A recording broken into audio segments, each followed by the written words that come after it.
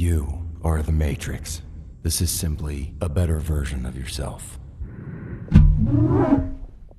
The movie begins by showing an egg yolk being injected with a mysterious green liquid. The yolk then divides itself and creates a duplicate. The scene abruptly jumps to the Hollywood Walk of Fame, setting up the star of celebrity Elizabeth Sparkle. She is supposed to be the most sought-after star of her time, but as the years roll away, her brilliance fades away, and soon enough, she is just a blurred memory in people's minds. However, Elizabeth has refused to give up since she hosts a TV aerobic show called Sparkle It Up. One day after her show, everyone congratulates her on her birthday, and then uncannily she can't use the women's room. She enters the men's room and hides when she hears someone coming. The next few weeks, we need her young. We need her now. Find me somebody new.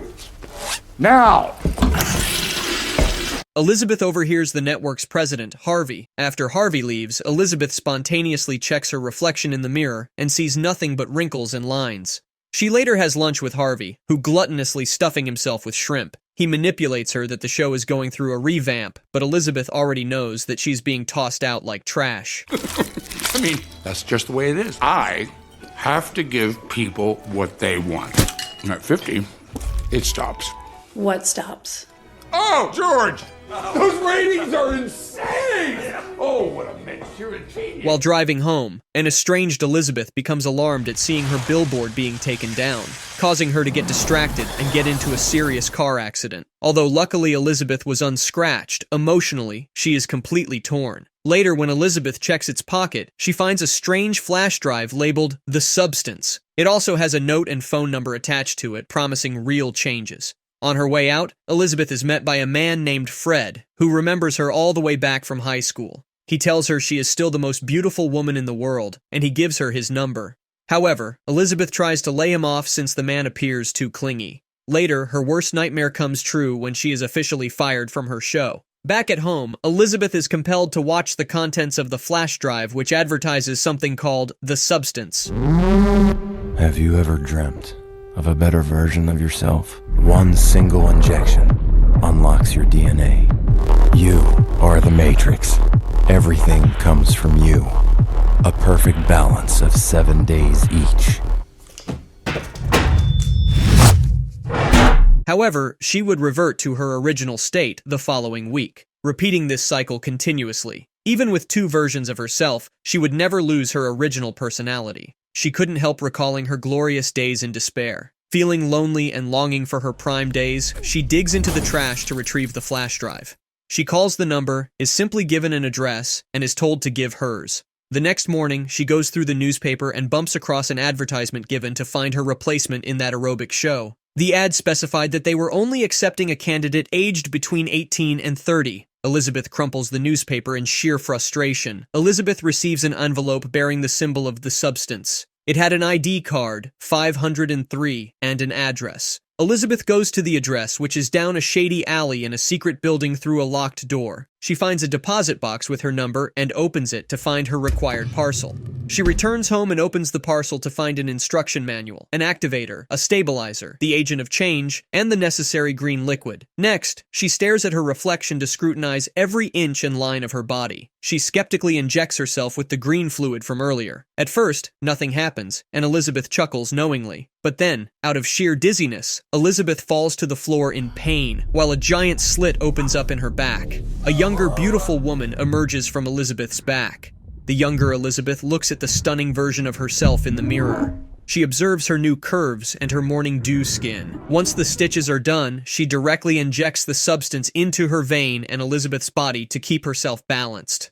Also, her voice was changed, and by hearing that voice, she gets a nosebleed. She quickly uses a stabilizer. The young Elizabeth quickly finds that advertisement and heads towards the studio after picking up a revealing, sultry outfit. Now the judges at the studio have seen countless women, but none met their beauty standards. However, they are speechless when they witness the fresh and curvy young woman who calls herself Sue and quickly earns a spot at Elizabeth's old network. Where is she? What a gorgeous little angel. We want a show that's just like you. I'm gonna let you organize everything else with Cindy. I have to be out of town every other week. Gorgeous.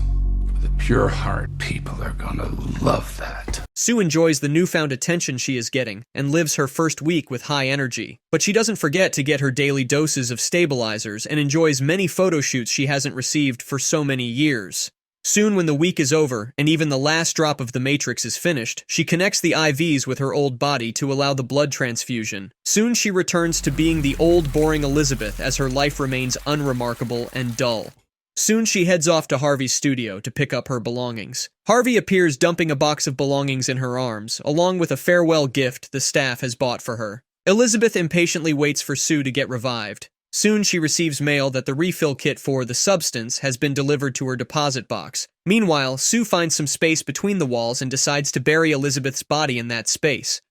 The noise causes an irritated neighbor to complain. You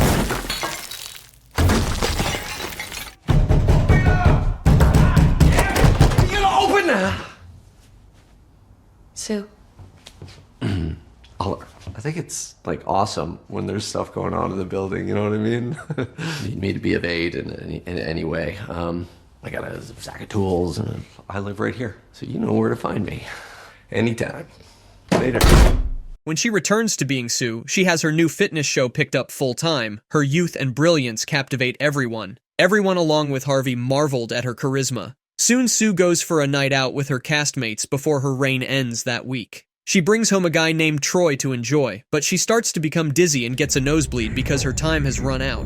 However, she wants a little time for herself, so Sue takes another capsule to stabilize herself. Even though her turn is over, Sue recycles a stabilizer tube and extracts more fluid from Elizabeth's body so she can spend the night with Troy. However, when Troy unzips her tight suit, Sue's insides begin to spill out, followed by a choked scream from Elizabeth, who rises alongside her younger version. When Elizabeth wakes up, she notices the chaotic condition of her house and the note stuck on the window by Troy. She is horrified to find that the extra time spent with Sue has caused her right hand to look older and sickly.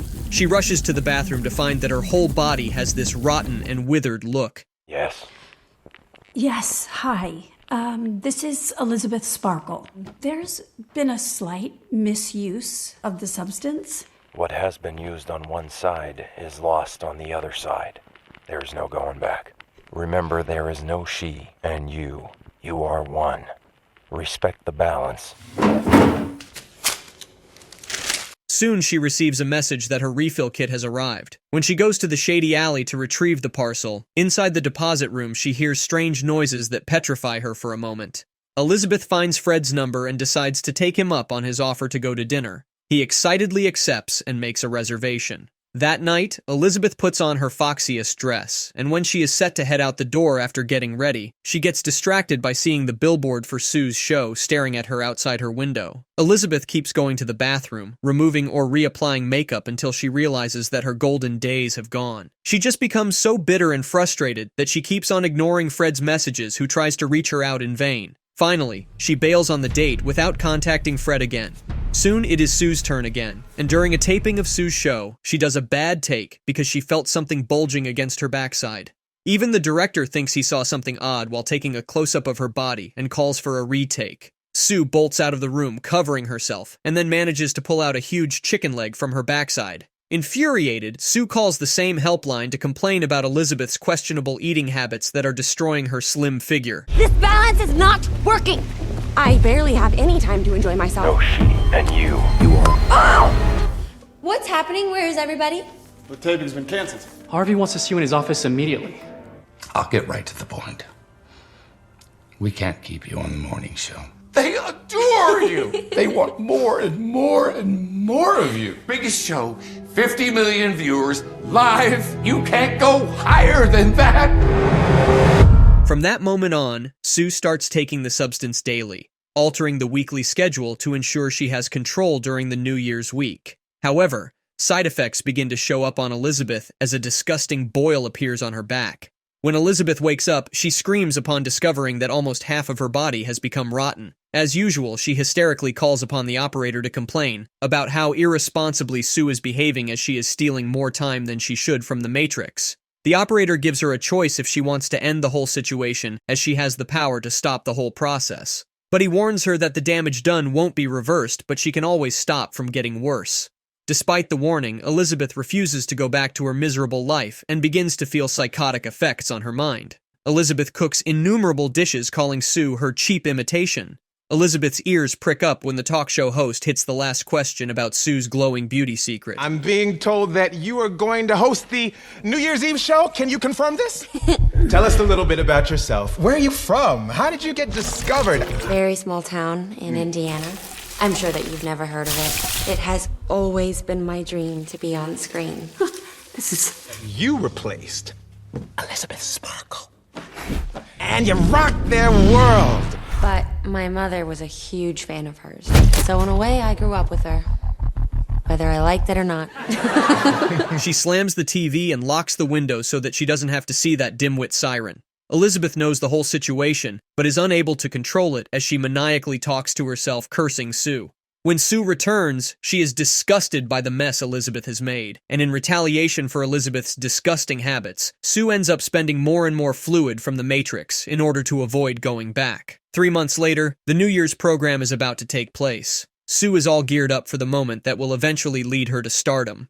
The night before her big break, she goes into the bathroom looking for more stabilizers, but all she finds is a rotten substance in the capsule threatening to ruin all her plans. In a frenzy, she tries to contact the supplier for some more stabilizers, however. To get more, she would have to wait for the liquid to regenerate. Sue battles against the excruciating pain and nosebleeds. She notices a wound that starts to look like an infected sore. She is told that the only way to save herself is to swap with Elizabeth. She tries to gather the things she needs, but instead swipes off the stuff, creating a clattering noise. Now this alerts her boyfriend in another room. The curious man comes in for an investigation, but luckily he doesn't come across the hideous and rotten figure stumbling in the bathroom. Elizabeth decides to terminate the substance and makes a call to the supplier, but he responds that they will deliver only what is needed as soon as possible. Elizabeth desperately covers herself with whatever rags she can grab and hits the shady alley. She grabs the parcel and quickly returns to the safety of her apartment.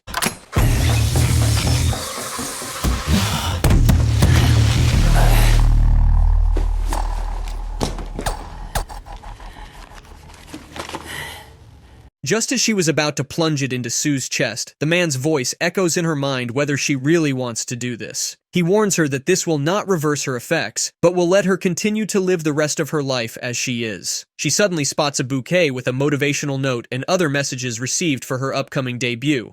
Then she recalls her own glorious days when she was always in the spotlight. Suddenly, a wave of remorse crosses her heart for taking away the chance. She immediately stops short and doesn't inject the whole substance into Sue's body. Elizabeth tries to wake Sue up. However, despite Elizabeth's hysterical pleas, Sue's nose begins to bleed continuously. Sue wakes up abruptly, spitting blood.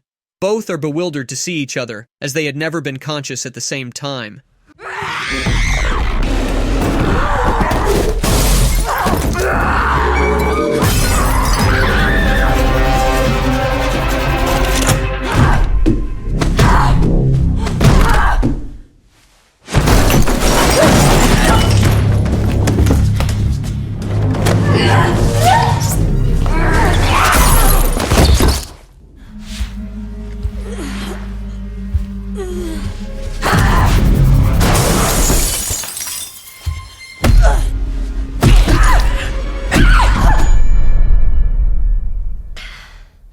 Sue then goes to the network to get ready for the New Year's Eve special. Everyone is admiring her ethereal beauty, but something is not right since Sue is also getting affected because of the death of her matrix, Elizabeth. The side effects forced her to rush to the bathroom. Unfortunately, her body starts to literally fall apart, with 3 of her front teeth falling out, her fingernails coming off, and her left ear sliding off. As she desperately comes out of the bathroom trying to avoid people, a Mary Harvey arrives with a group of investors, but Sue smiles forcefully with pursed lips. Sue runs back home in a dizzy state, desperate to fix things, and then finds the vial of the activator fluid and plunges the syringe into her body. But it was only designed for one-time usage. Thinking it will create another young body, it instead gives birth to an utterly disgusting creature, almost like a hideous brain-like crumpled monster. The monstrous Sue goes back to the studio with Elizabeth's face from a poster taped to it and fitting into Sue's dress. Now the people were waiting for the iconic debut of the beautiful aerobic girl Sue. Instead, a hideous monster approaches the stage, alarming everyone. Firstly, the face falls off and reveals its hideous visage to the audience, even some children. An infuriated Harvey attacks the monster and blows its head off with a mic stand, but the head regenerates. Its arm falls off and sprays the audience, covering the entire room in nothing but red goo. In a desperate attempt, the monster manages to leave the studio until it collapses and splatters into nothing. Emerging from it is a fleshy mass with Elizabeth's original face attached. She slowly creeps towards her Walk of Fame star, looking up with joy and imagining sparkles raining down on her as she is still hungry for fame, glory, and attention. Elizabeth flashes a final smile before she dissolves into a puddle of goo. In the morning, a floor scrubber washes away the puddle, leaving no trace of Elizabeth behind, indicating that every glory comes to an end.